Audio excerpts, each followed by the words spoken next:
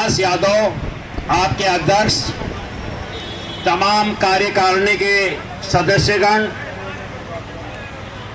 और तमाम श्रमिक नेता, उपस्थित भाई और बहनों,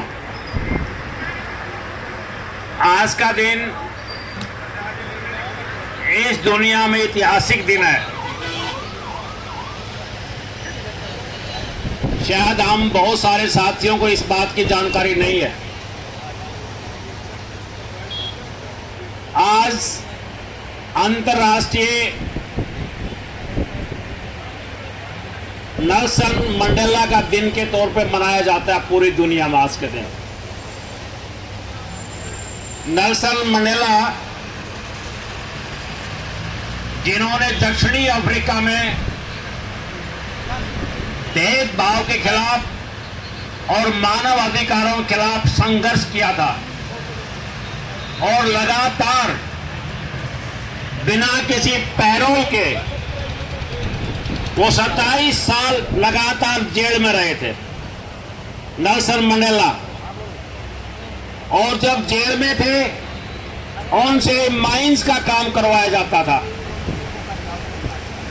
यूएन ने, यूनाइटेड नेशन ने पूरी दुनिया में आज उनके जन्मदिन को इंटरनेशनल नेल्सन मंडेला डे के रूप में मनाने का फैसला कई साल से कर रखा है।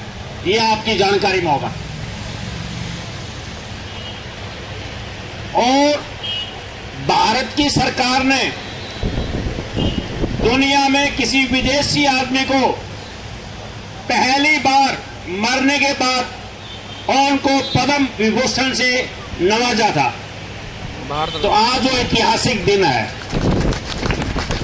उस दिन से हमको प्रेरणा लेने की जरूरत है। जिन्होंने समाज के लिए संघर्ष किया है वो हमारे प्रेरणा स्रोत है। जब आप हिमालय की तरफ बढ़ रहे हैं, आप 14 दिन हो गए आपको हिमालय की चोटी के ऊपर जाते हुए। हिमालय की चोटी 4 किलोमीटर अभी बाकी है। 14 किलोमीटर आप चल चुके हो। 14 किलोमीटर आप चल चुके हो। निसंदेह आप थके हुए हो। 14 किलोमीटर में आपको काफी कष्ट उठाने पड़े। शारीरिक और मानसिक कष्ट आपके बीच में आए। ये घर से चल करके और यहां बैठना, विषम परिस्थितियों में बैठना, ये बच्चों का खेल नहीं है। ये बहादुर और संघर्षशील लोग इस काम को कर सकते हैं। आप वो काम कर रहे हो। 14 किलोमीटर आप चल गए। हिमालय की चोटी 4 किलोमीटर बाकी है। आप 14 से नीचे आओगे या आप 4 ऊपर चलोगे? यही फैसला करना है। यही आपके आंदोलन का निर्णायक फैसला होगा। आप ज्यादा चल चुके, थोड़ा बचा है। इसलिए हमारे दिमाग में कभी भी हार नाम की डिक्शनरी, हार नाम का शब्द हमारे शब्द कोश में नहीं होता है। आप हर रोज जीत की तरफ बढ़ रहे हैं। मेरा एक क्लाइंट बैठा था मेरे पास, आपकी आवाज मेरे चैम्बर में जाती है। उसने कहा कि भाई इनमें बहुत दिन होगा बाबूजी लाग रहे हैं।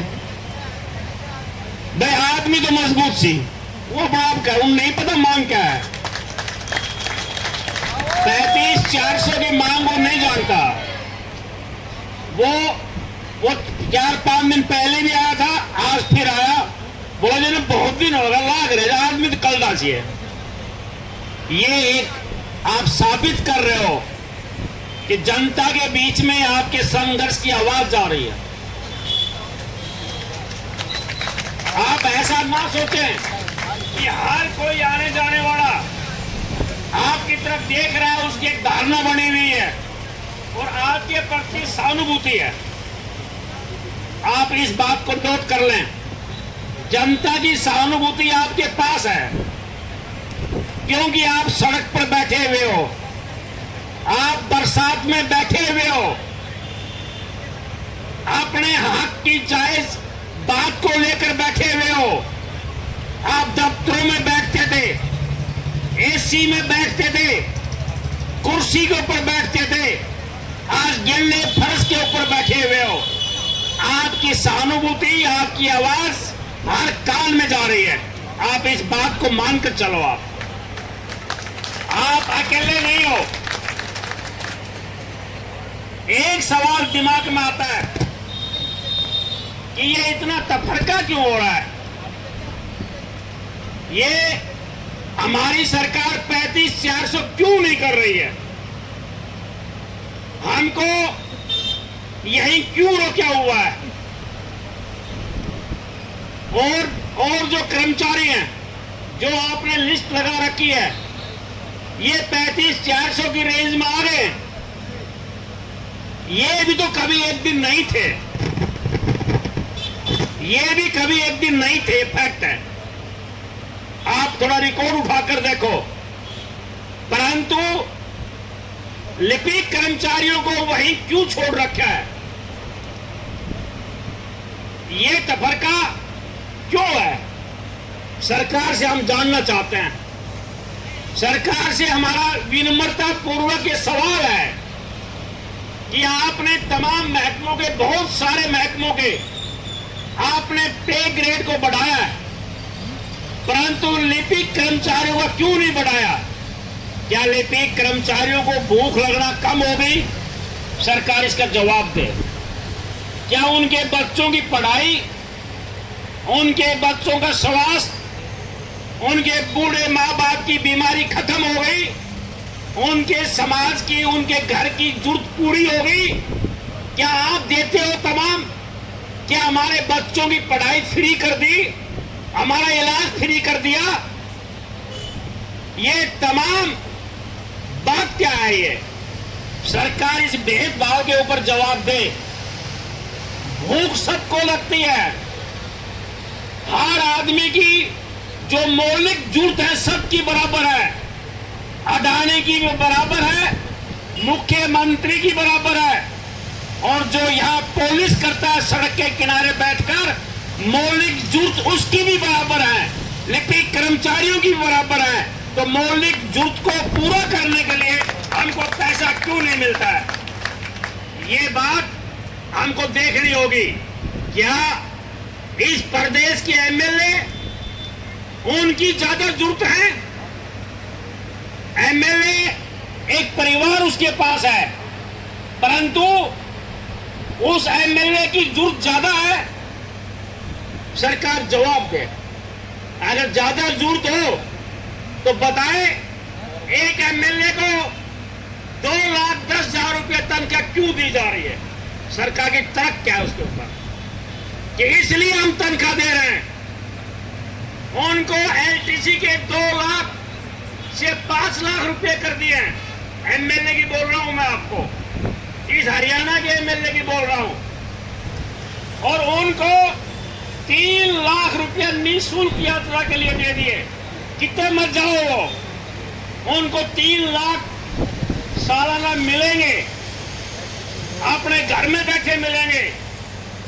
और चंडीगढ़ में 1200 रुपया प्रति माह किराए के लिए एक फ्लैट एमएलए के लिए है। 1200 रुपया प्रति माह, और उसमें बिजली और पानी फ्री है। हर एमएलए को हर महीना 10,000 रुपया अतिथि सत्कार का मिलता है। आप किसी अतिथि सत्कार कौन? आप एमएलए के दफ्तर में गए, आपको चाय पिलाएंगे, आपको बिस्कुट खिलाएंगे, आपको काजू की बर्फी खिलाएंगे। उनको 10,000 रुपया हर महीने मिलते हैं। कितना ने चाय पी भाई आज तक? वो उनकी जेब में आता है। ये आपको समझने की बात है। और हर 70 के लिए, रेवाड़ी से चंडीगढ़ जाने के लिए एक 70, एक दिन का 70 बुलाया, 5 दिन का बुलाया, और उसको 15,000 रुपया एमएलए को मिलता है। 15,000 रुपया। बोले बैठ लो कुर्सी के ऊपर, और बैठ के सोनों से, और सरकार कोई कहे वो में हाथ खड़ा करना चाहिए, ये काम उनका रहता है, ज्यादातर यही काम रहता है। और टेलीफोन खर्च 15,000 रुपया, 15,000 रुपया। और कोई एमएलए हरियाणा से बाहर, कोई टाकड़ी से बाहर राजस्थान का दौरा दिखाते तो 5,000 रुपया हर रोज उसको मिलेगा। और उनकी दवाई मूली बच्चों की और उनकी फ्री, कितने इलाज करवा लो, कहीं भी इलाज करवा लो। और हाउस लोन 60 लाख रुपया। आंकड़े उठाओ आप, कितनों ने लिया, कितनों ने भर दिया। और अगर वो सड़क पर चलते हैं, पूरा से एक एमएलए आवे तो उसको 1 किलोमीटर का 18 रुपया मिलेगा। समझ गया मेरी बात? आप, मैं क्या कहना चाहता हूं, ये देश में लोकतंत्र है। एक तरफ इस प्रदेश के अंदर लिपिक कर्मचारी अपना पे ग्रेड जूत लायक बढ़ाने की मांग कर रहे हैं, जिसका भरोसा सरकार ने दिया था। आप 2014 का आप संकल्प पत्र उठाकर देखो, आप ये गूगल पे मिल जाएगा आपको। उन्होंने कहा कि राज्य सरकारों के कर्मचारियों में जो विसंगति है, उनमें जो डिस्पैरिटी है, हम उसको दूर करेंगे, समान वेतन सबका लेकर आएंगे, ये उनका कहा हुआ है। पिछले 8-10 साल से आप लगातार मांग कर रहे हो 35,400 की। बहुत सारे आश्वासन आपको मिले, परंतु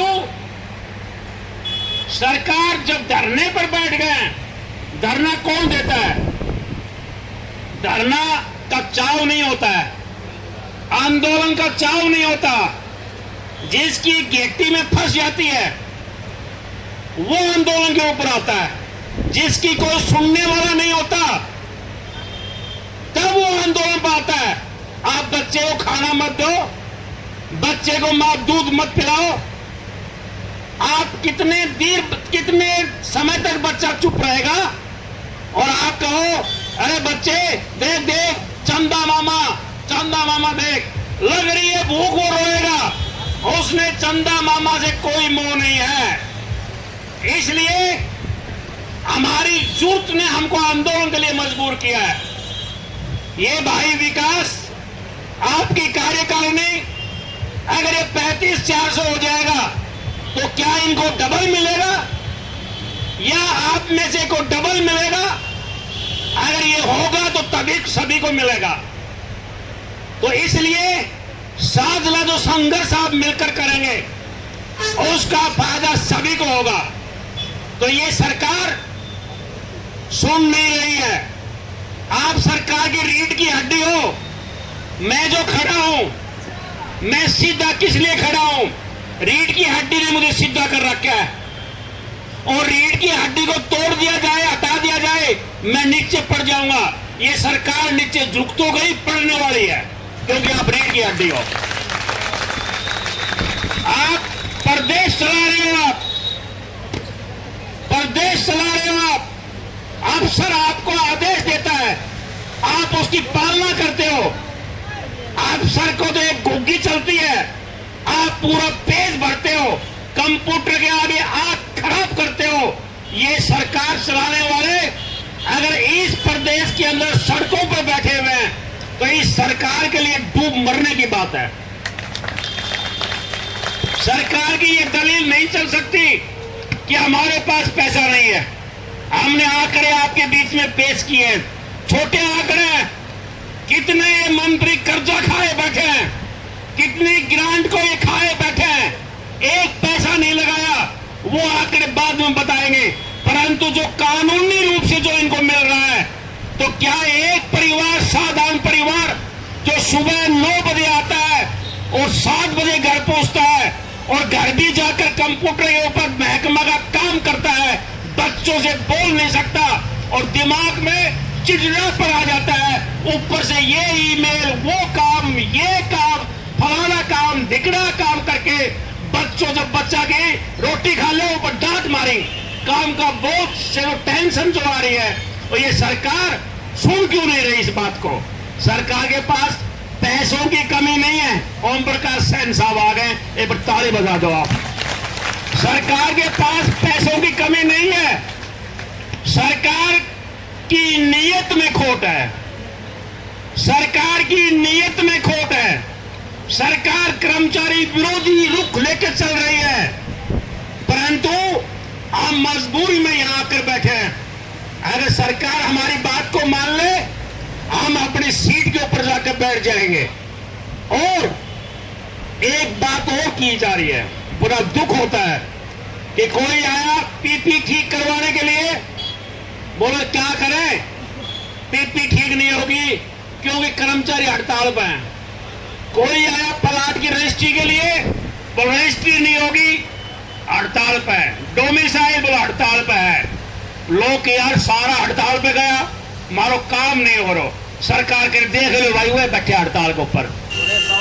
आपकी तरफ सरकार इशारा कर देती, देखो वो बैठा जी, हम तो काम करना चाहा था, परंतु वो बैठ गया। ये प्रचार षड्यंत्र चल रहा है, लोगों में खुशमुसात की जा रही है, अखबारों में नहीं, सोशल मीडिया के प्रवक्ता बोलते काम रुक गया।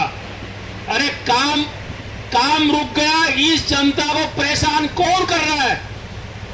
जनता को परेशान सरकार कर रही है, कर्मचारियों को परेशान सरकार कर रही है।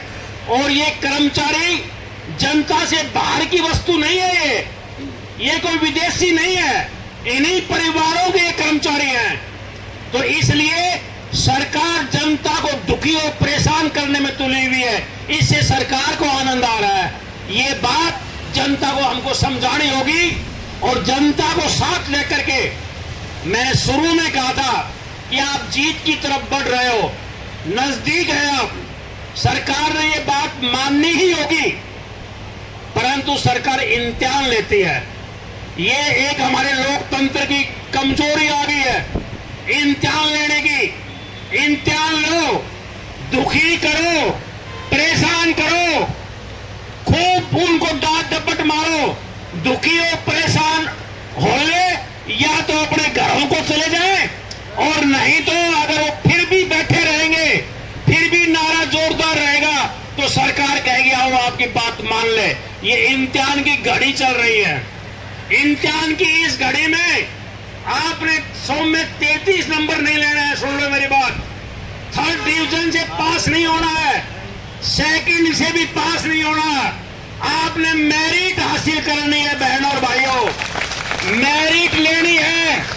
ये इम्तिहान की घड़ी, सरकार को कह दो कितना भी कर्जा पेपर और ले आओ, आप कितने दिन और बैठा लो, ये प्रकृति कितनी भी बारिश कर लो, परंतु रेवाड़ी की बहनें और भाई 9 बजे आकर के बैठ जाएंगे।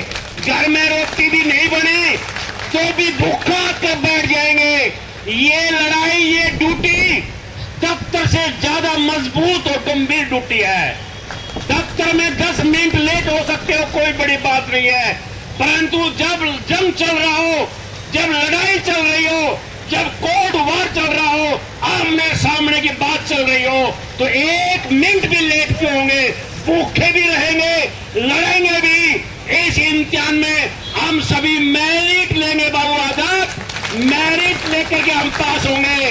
जब हमारी मेरिट की सर्टिफिकेट आएगी तो हमारी आने वाली पीढ़ी कहेगी ये बहन शर्मिला ने हमारी लड़ाई लड़ी थी, 33,400 की ये लड़ाई बहन शर्मिला से हमको मिली थी। नई पीढ़ी में उत्साह आएगा और आप हजारों नेता तैयार हो जाएंगे।